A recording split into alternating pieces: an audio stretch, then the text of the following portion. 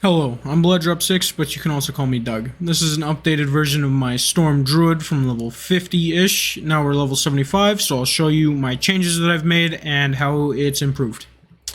So we're still running Storm Strike. This is our vulnerability and way to get back resource. Lightning Storm is the whole motor of the build. It's what does our damage, and it immobilizes them. And yeah, it's just really great. Earthen Bulwark, Debilitating Roar, and Trample are my defensive skills. Debilitating Roar is just used to open a fight to make them weaker, and it slows and gives me a lot of Fortify. Earthen Bulwark and Trample I use very similarly. They're reactive skills they use to get out of crowd control situations, and both of them will also give me Fortify. To round up my skills off, I'm running Cataclysm. This makes them vulnerable, does a lot of damage, and it can help them mobilize as well. All around, really great skills. I don't really think that there are better ones I can use. Some key passives that I'm running are Heart of the Wild, just to get to Abundance and Wild Impulses. I'm also taking Predatory Instinct, that free 6%. Critical Strike chance is really good. And Ancestral Fortitude, just to get to Vigilance, because we have 2 defensive skills. We're going to have 15% up a decent amount of the time, which is really great. 1 into Elemental Exposure to get to Endless Tempest, 1 in Bad Omen to get to Electric Shock, and I just put 1 in Charge Atmosphere just because it's fun to see. No other reason. We're running Defiance, just some extra damage. Natural Disaster, once again, just some extra damage. I was running Circle of Life for a little bit, and Resonance. I decided to put them into Defensive Posture, though, because we're getting more Fortify, and the more Fortify we have, a little bit tankier we are, and we get some more damage from some of our aspects. Here we get a barrier from damaging an elite. It's not what I wanted to run, but it's kind of the only thing I can run right now. This is one of the best aspects in the entire game. As you can see, it's a pretty decent roll on it as well. We're running Trample Slide just to get some extra damage, and it helps them mobilize. Earthen Bulwark gets additional time on it. It's perfect. You know, Earthen Bulwark, as long as it can last, it's amazing. This is my favorite aspect to run in the entire build, because we crowd control one enemy, it has a chance to crowd control his buddy standing next to him. This is just a big damage stick that we got. It does a whole lot of damage. We squeeze out some extra lightning damage just from doing lightning damage. It's I really like this aspect. It's pretty good. This is we crowd control enemies, we get resource back. It's a badly rolled one. The ring itself isn't all that like spectacular, but it's what we're working with right now. And this is one of the better, obviously it's Edge Masters. If you don't know what Edge Masters is, it's just one of the best aspects in the whole game.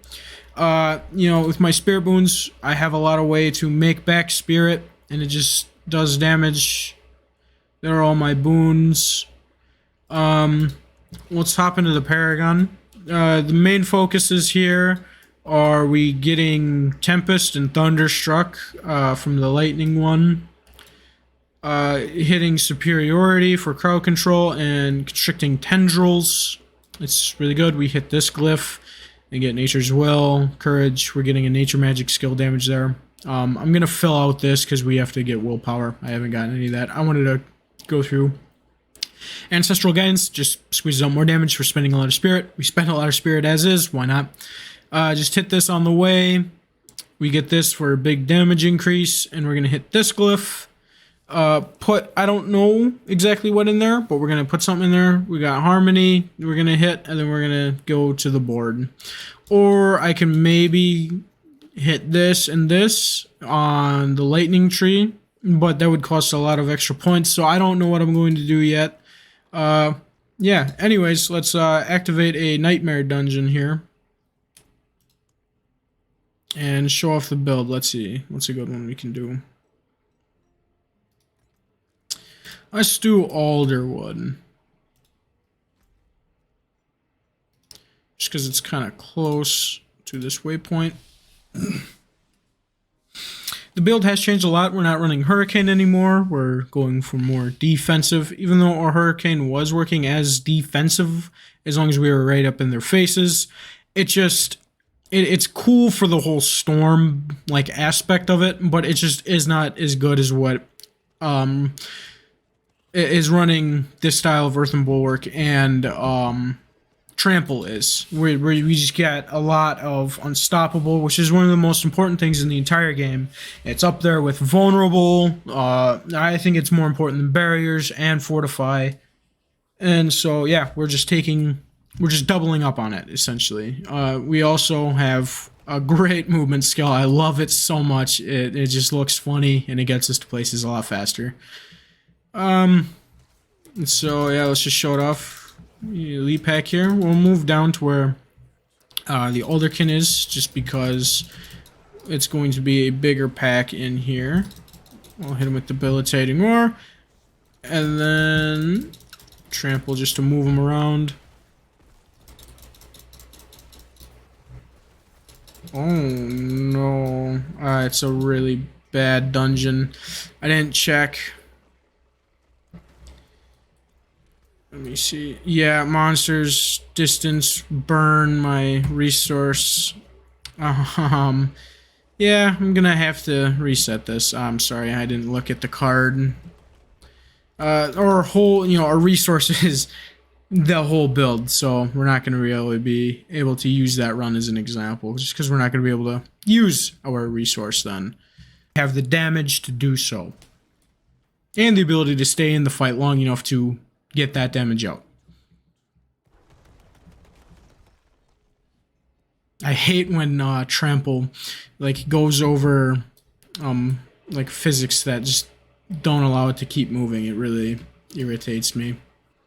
I won't pick up any shrines for this run just to show you what it can do without the shrines.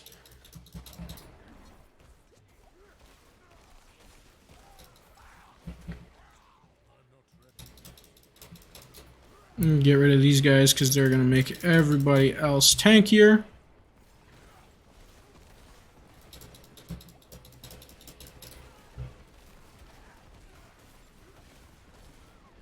As you can see, we kind of just chunk enemies down for just standing here and holding down right click. There's not a whole lot more to it. You just kind of sit here. You have all the resources in the world to be able to tank what they give out to you.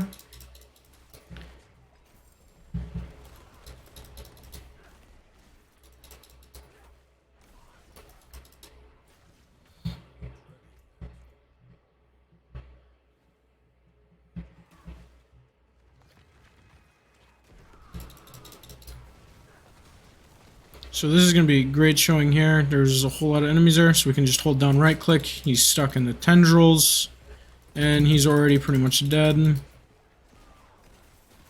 Let's see, we hit for I think 79k there.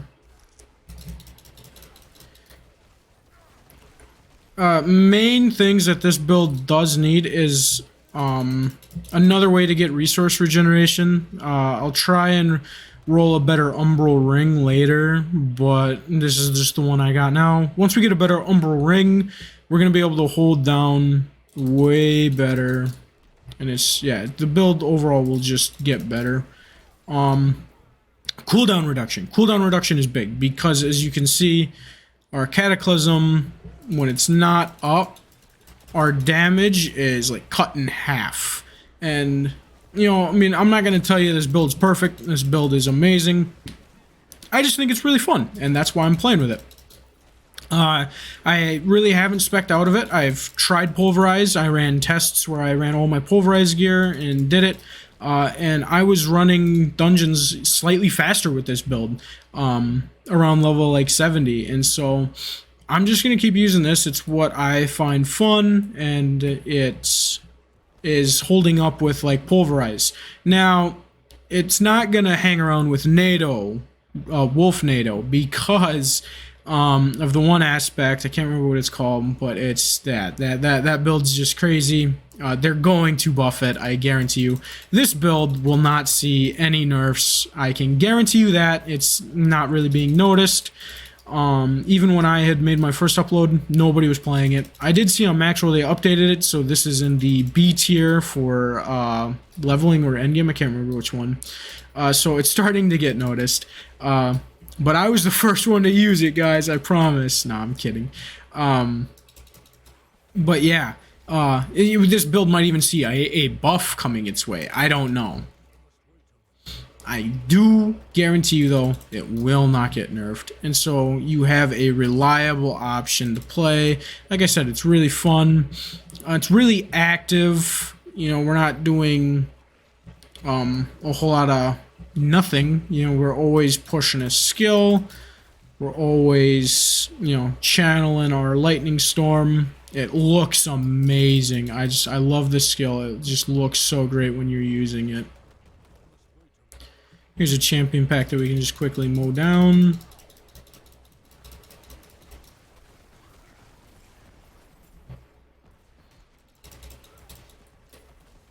Alright, we found the key.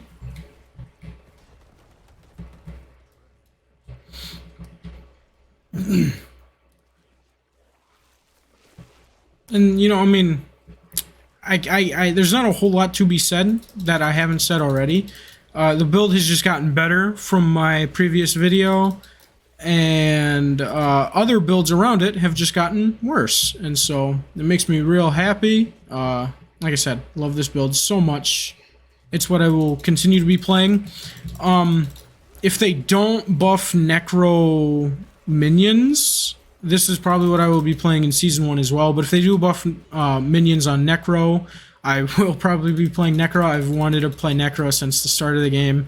But I wanted to play Druid first, and then after that I had found out, you know, Necro minions die really fast, and so I was just going to hold off until they either got a buff or something's found out to where they can be used. Which, I mean, they can be used, but it's really gear dependent. You have to run high thorns. Razor plate is not necessary, but it's pretty... Like, if you don't have razor plate, you're losing out on a lot of damage. And so, it just didn't seem fun to me, so I've just been playing this. Maybe in between Season 1 and... non-season and Season 1, maybe I'll try and put together a companion druid build. I also wanted to do that, so maybe I'll try and find a way to do that. Oh, I didn't mean to grab that. Yeah, it'll showcase just what Lightning Storm can do, though, once you hold it down.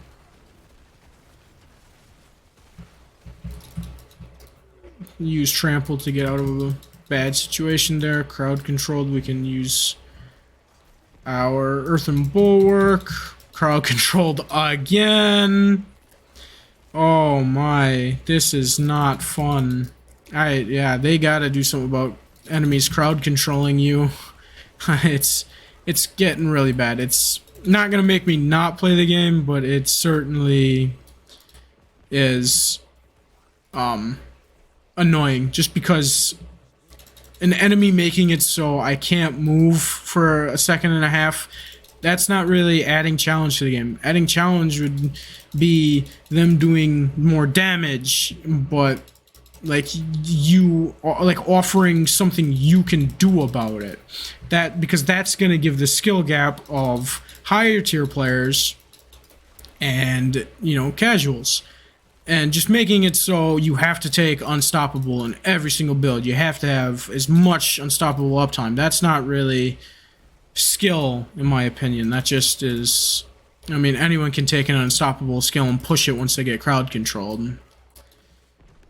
You know, you can agree with me, you can disagree, whatever. That's just how I view it. Yeah. But this video has been dragging on. As you can see, we haven't really come close to dying. Our health has gotten low, but we've had our defensive skills up. So we just have kind of been able to show you. We've done it on elite and champion packs. I could show you on a boss, but it would just be more of the same. You know, we do high burst damage, and so it's really good for bossing. Yeah, I mean, that's pretty much it from me. If you have any questions or anything in the comments that you want to leave down, go for it. But aside from that, I've had a blast showing you my little druid build here, and I'll see you in the next one. Bye.